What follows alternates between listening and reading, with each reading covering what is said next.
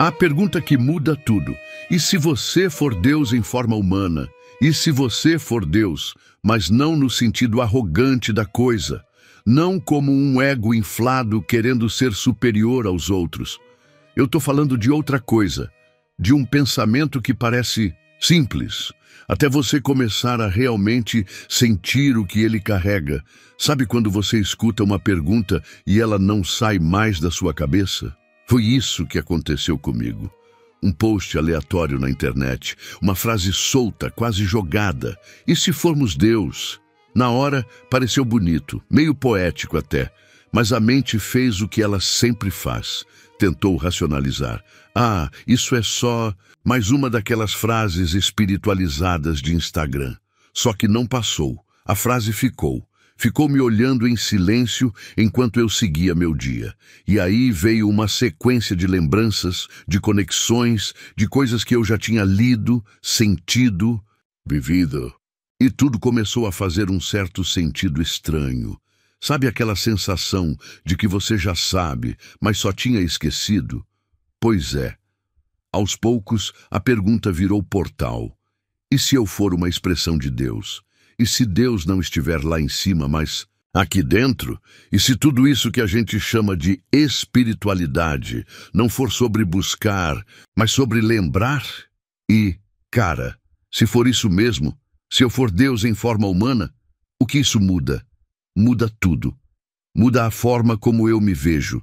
Muda a forma como eu trato os outros. Muda a forma como eu escuto o silêncio. Muda até a forma como eu olho para o céu, para a dor, para o tempo, para a vida, porque se eu sou Deus em forma humana, então eu sou ao mesmo tempo o Criador e o fragmento, a origem e a experiência, o todo e a parte que esqueceu que é o todo. Talvez por isso tantas tradições espirituais falam sobre isso, mas a gente não percebe de primeira. No hinduísmo, tem uma frase linda, Tat Tvam Asi, tu és isso. No cristianismo, Jesus disse, vós sois deuses. No hermetismo, a máxima é clara, o todo está em tudo e tudo está no todo. Mas a gente ouve essas coisas e trata como metáfora, como se fossem figuras de linguagem, simbólicas, bonitas, mas distantes. A gente não acredita de verdade, porque acreditar nisso exige uma coisa que assusta. Responsabilidade, porque se eu sou parte de Deus, então não posso mais viver como se minha vida fosse aleatória. Não posso mais culpar o mundo, o outro, o sistema, o passado, o karma.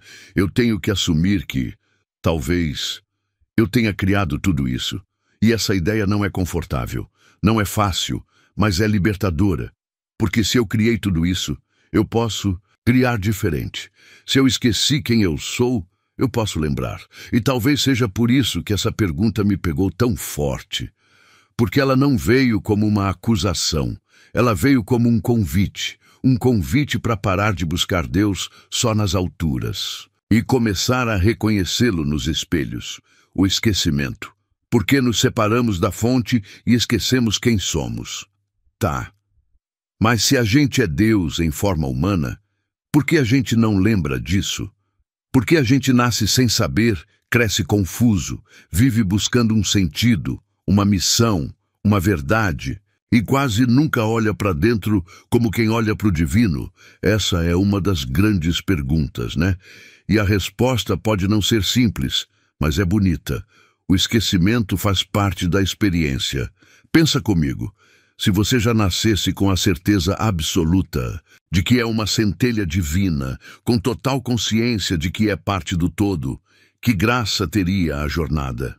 Que valor teria o aprendizado? É como um jogo onde você começa com todas as respostas. Você não joga, só observa. Não sente medo, não sente dúvida, não sente perda, mas também não sente conquista. E o ser humano é feito disso, de processo, de busca, de erros e lembranças. O esquecimento, na verdade, é um véu amoroso. É como se o todo dissesse, vai, vive, sente tudo, esquece por um tempo, e quando estiver pronto, lembra. E quando a gente começa a lembrar, tudo muda. Mas até chegar nesse ponto, a gente passa por fases bem humanas. Primeiro vem a dor, a sensação de estar perdido, de não pertencer, de ter algo faltando, mesmo quando tudo parece estar certo. Depois vem a busca. Livros, filosofias, retiros, espiritualidade, religiões. Aquela sensação de que tem uma verdade lá, fora que vai resolver tudo. E então, depois de muito procurar, você começa a desconfiar que a resposta nunca esteve lá fora. Ela só estava coberta, adormecida, mas viva. A infância, por exemplo, é uma fase onde isso ainda está fresco. Já reparou como uma criança vive no presente? Como ela brinca com a vida, sem precisar provar nada? Ela não precisa meditar para estar em estado de presença. Ela já está.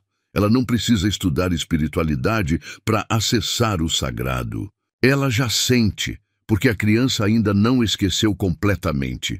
O esquecimento vem com o tempo, com as cobranças, com os rótulos, com os "você tem que ser assim", com os traumas, com o medo de ser rejeitado, com a necessidade de agradar, pertencer, se encaixar, e aí pronto. O véu desce, a alma se esconde, o ego assume, mas o ego, por mais barulhento que seja, nunca consegue apagar a centelha. Ele só abafa, só cria camadas, só constrói defesas. Mas o que é real nunca se perde, só se esconde. E é por isso que às vezes, mesmo no meio do caos, você sente algo. Um calor no peito, um arrepio sem explicação, uma lágrima vendo algo bonito, uma intuição forte dizendo, vai por aqui. É a alma tentando furar o véu, é o eu superior batendo na porta, é Deus, lembrando você de que ele nunca saiu. O esquecimento é parte da jornada, mas o reconhecimento é o propósito, o todo em partes. O que as tradições espirituais dizem sobre isso? Sabe o que mais me impressionou quando comecei a me aprofundar nessa ideia de que talvez sejamos Deus? Foi perceber que isso nunca foi novidade. Essa verdade já estava sendo dita há milhares de anos. Só que a gente não percebe porque cresce num mundo que prefere adorar o divino lá fora do que reconhecer o divino aqui dentro. Mas as tradições espirituais mais antigas e profundas dizem exatamente isso. Você não está separado de Deus. Você é uma parte ativa dele. No hermetismo, por exemplo, tem uma frase que virou um dos pilares da filosofia oculta. O todo está em tudo, e tudo está no todo. Isso significa que Deus, ou o todo, ou o universo, ou a fonte, chame como quiser, não está em algum lugar distante. Ele está aqui, em cada átomo, em cada batida do seu coração, em cada folha que cai de uma árvore, em cada instante em que você respira. Você é parte dele. E ao mesmo tempo, ele está inteiro em você. É como se cada ser humano fosse uma célula da consciência divina, distinta com uma função, com uma individualidade, mas ainda assim pertencente ao mesmo organismo vivo. No hinduísmo, essa ideia aparece no conceito de Atman e Brahman. Atman é o seu eu individual. Brahman é o todo, a realidade última. E os sábios dizem, Atman é Brahman, ou seja, o seu verdadeiro eu é o todo. No budismo, embora a linguagem seja diferente, a essência é a mesma. O ego é uma ilusão. A separação é uma construção mental. Tudo é interconectado. Não existe eu sem o outro. Não existe o outro sem o todo. E até no cristianismo, embora tenha sido distorcido por séculos, você encontra vestígios dessa verdade. Lá em João 10:34, Jesus diz, vós sois deuses. Ele não estava dizendo isso como figura de linguagem. Ele estava lembrando a nós que viemos da mesma fonte e que, no fundo, carregamos a mesma substância criadora. Mas o que todas essas tradições também dizem é que a gente esquece, que a gente se perde no mundo da forma, no mundo da aparência, no mundo das identidades, das funções, dos papéis, e aí o divino vira externo. Vira autoridade, vira algo que você precisa buscar, agradar, conquistar, quando, na verdade, tudo o que você precisa fazer é lembrar. E se você parar para observar, perceber, todos os momentos em que você se sentiu realmente conectado, em paz, em estado de presença profunda, não foi porque você chegou até Deus, foi porque você saiu do caminho, saiu da mente, saiu do controle e entrou no agora, e o agora é o lugar onde o todo se revela. As tradições sabiam disso. Os antigos já falavam disso. Os mestres sempre apontaram para isso. A gente só precisa ouvir de novo, com menos julgamento e com mais silêncio, o eu superior como sua centelha divina ativa. Vamos deixar essa conversa ainda mais próxima da vida real. Porque até aqui a gente falou de Deus, do todo, de tradições antigas, mas talvez você esteja se perguntando, ok, e onde isso entra na minha rotina, na minha ansiedade, nas minhas decisões, nas minhas dúvidas diárias? É aí que entra uma das expressões mais incríveis dessa consciência divina em nós, o eu superior. Sabe aquela voz interna que não fala com medo, não fala com pressa, não fala para te agradar ou te cobrar? Aquela voz que parece não estar interessada em performance, mas em verdade então. Esse é o eu superior. Ele não é uma parte sua no sentido físico. Ele é a sua essência mais lúcida, mais sábia, mais alinhada com o todo. É a parte de você que nunca esqueceu quem você é. O eu superior é como uma ponte entre o humano que você acredita ser e o divino que você sempre foi. E ele está sempre ali. Não some, não julga, não desiste. O problema é que, na maioria das vezes, a gente vive tão ocupado tentando ser alguém para o mundo que esquece de ser quem a alma já é. Mas o eu superior continua lá. E ele se manifesta nos detalhes, quando você sente que deve tomar uma decisão, mesmo que ela não pareça lógica, quando algo te toca profundamente e você não sabe explicar por quê, quando você sente uma presença tranquila no meio do caos, quando você para tudo e percebe, tem algo maior aqui. É como uma frequência que está sempre disponível, mas que só pode ser sintonizada quando você silencia o barulho da mente. E o mais lindo de tudo isso é que você não precisa fazer um ritual mirabolante para acessá-lo. Não precisa estar num templo, nem em meditação profunda, nem em retiro espiritual. Claro, tudo isso ajuda, mas o ponto é que o eu superior já está aqui o tempo todo. Você pode ouvi-lo no meio do trânsito, numa caminhada, enquanto toma banho, ou mesmo agora, enquanto me escuta, porque ele não exige cerimônia, ele só exige presença. E quanto mais você começa a viver a partir dele, mais você sente a diferença. Você percebe que aquela antiga sensação de carência começa a desaparecer.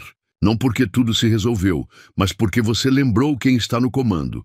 O eu superior não toma decisões por ansiedade. Ele não busca aprovação. Ele não reage por impulso. Ele observa, sente, espera o momento certo e age com verdade. E, a melhor parte, você pode escolher a qualquer momento voltar para ele. Pode estar no meio de um pensamento confuso, de um medo, de uma dúvida, e simplesmente parar e perguntar: essa escolha vem do meu medo ou da minha essência? Se vier da essência, vai trazer paz, mesmo que traga desconforto, mesmo que exija coragem, porque a paz do eu superior não é passividade, é clareza, é aquela sensação de que mesmo sem saber o final, você está no caminho certo. Então, da próxima vez que você se sentir perdido, pressionado, dividido, lembra disso, o eu superior não vai te obrigar a nada, mas vai te guiar se você permitir. E quando você começa a viver por ele, a vida muda de eixo, você para de viver como quem busca Deus e começa a viver como quem é Deus, se lembrando de si, o ego como ilusão necessária, mas temporária. Até aqui, a gente falou sobre o eu superior, sobre Deus em nós, sobre a consciência do todo, mas tem um personagem que ainda não entrou nessa conversa e que comanda boa parte da nossa vida, o ego. E antes que você torça o nariz e pense, o ego, aquele vilão espiritual que a gente precisa destruir para evoluir. Calma, vamos com calma, porque isso é importante. O ego não é seu inimigo. Na verdade, o ego é um instrumento que a consciência usa para funcionar aqui no plano material. Pensa comigo. Quando você nasce, você não sabe seu nome, não tem memória, não tem uma ideia de eu e outro. Você é pura presença, mas conforme vai crescendo, você precisa funcionar no mundo. Precisa se identificar, se reconhecer, se diferenciar. Você precisa de um nome, de uma referência, de uma noção de quem você é. Porque sem isso, você não sobrevive socialmente. É aí que o ego entra. Ele organiza a sua identidade. Ele te protege. Ele constrói a ponte entre você e o coletivo. Ele te dá estrutura. O problema não é ter ego. O problema é achar que você é só ele. É quando você acredita que é o seu cargo, o seu corpo, o seu passado, o seu gênero, suas conquistas, seus traumas, suas opiniões. É quando o ego, que era para ser só uma interface, vira o dono do sistema. E aí ele começa a fazer barulho, começa a gritar para ser validado, começa a exigir reconhecimento, controle, poder, segurança. Ele tem medo da mudança, medo do fracasso, medo do silêncio, medo do amor verdadeiro, porque tudo isso ameaça a estrutura que ele construiu. Mas sabe o que é mais bonito? É que o ego, por mais teimoso que seja, não resiste à verdade. Quando você começa a lembrar quem você é, quando você sente a presença do eu superior, quando você silencia e escuta, o ego entende. Ele cede, ele relaxa. Não porque você brigou com ele, mas porque você parou de se identificar com ele. É como se, por anos, você tivesse atuado num personagem. E um dia simplesmente tirasse a fantasia, sem drama, sem culpa, só com consciência. O ego é uma ilusão útil, mas ele é temporário. Ele não sobrevive ao despertar. E quando o despertar acontece, você não precisa excluir o ego. Você apenas o reposiciona. Ele continua ali, mas agora ele serve a alma, não comanda, não define, não impede. Você pode usar o ego como uma ferramenta, mas viver a partir do eu superior. E isso, meu amigo, isso muda tudo. Você continua vivendo no mundo, continua trabalhando, criando, se relacionando, mas sem carregar o peso de ter que provar quem você é o tempo todo. Porque agora você sabe, você lembra, você é Deus, brincando de ser humano. Por um tempo. E o ego é só o figurino da peça, não o ator. Como lembrar quem você é no meio da vida comum. Tá, até aqui. A conversa foi linda, filosófica, profunda, inspiradora, mas agora vem a parte mais desafiadora e mais necessária. Como lembrar quem você é no meio do caos? Como lembrar que você é uma centelha divina quando o despertador toca atrasado, o celular já está bombando de mensagem, tem conta vencendo, gente te cobrando, o mundo girando mais rápido do que você consegue acompanhar? Como manter essa presença?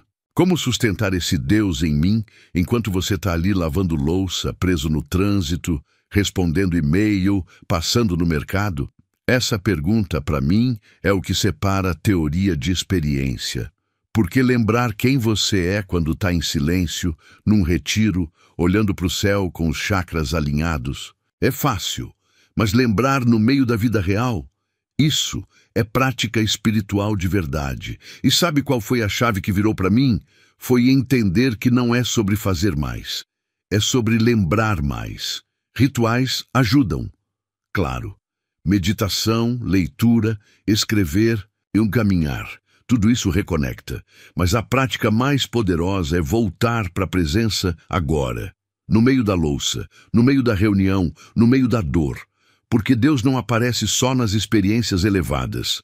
Deus se revela na consciência com que você vive o ordinário. Você pode lembrar quem é lavando roupa, se estiver presente, respirando, sentindo, escolhendo não se perder no automático. Você pode lembrar quem é quando ouve alguém de verdade, sem pensar no que vai responder, sem precisar ter razão. Você pode lembrar quem é quando cuida do seu corpo com carinho, quando come com atenção, quando respira antes de reagir, quando dá espaço para o outro ser, sem querer moldar. É nesses gestos que o sagrado se manifesta. Porque Deus não quer que você fuja da vida. Deus quer que você esteja inteiro na vida. O eu superior não precisa que você vire monge. Só precisa que você esteja presente, disponível, acordado. E não precisa ser 100% do tempo. Basta lembrar, voltar, respirar. A presença é como um músculo. Você treina, você esquece e depois volta com mais facilidade. A alma não quer que você seja perfeito.